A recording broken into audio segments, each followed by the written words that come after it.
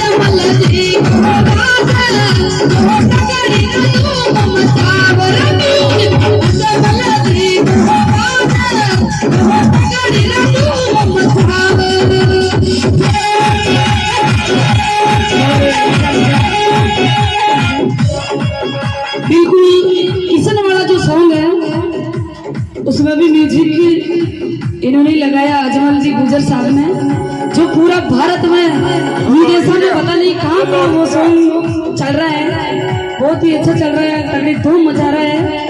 बिल्कुल ये अजमल जी गुजर साहब है जो इन्होंने उसमें म्यूजिक लगाया है और आज भी यही लगा रहा है। क्या बात है।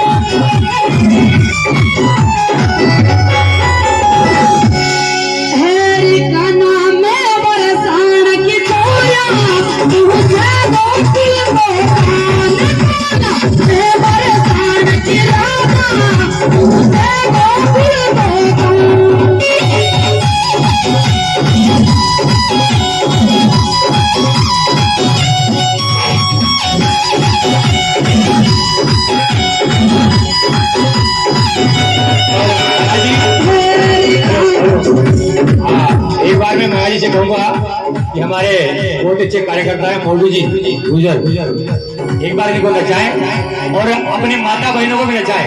सारे गुजरों से एक बार निवेदन करें, आपके भजनों में सारी गुजरें खुल कर डांस करें। हाँ मोलू जी बिल्कुल, मैं भी यही चाहती हूँ कि मेरी माता बहन सभी एक बार डांस करें, क्योंकि ये हमारे पास में नहीं है, मुझे मैं भी नीचे उतर गया इनका साथ दूं और ये भी मेरा साथ देगा, लेकिन ये बहुत दूर बैठी हुई और मैं यहाँ हूँ।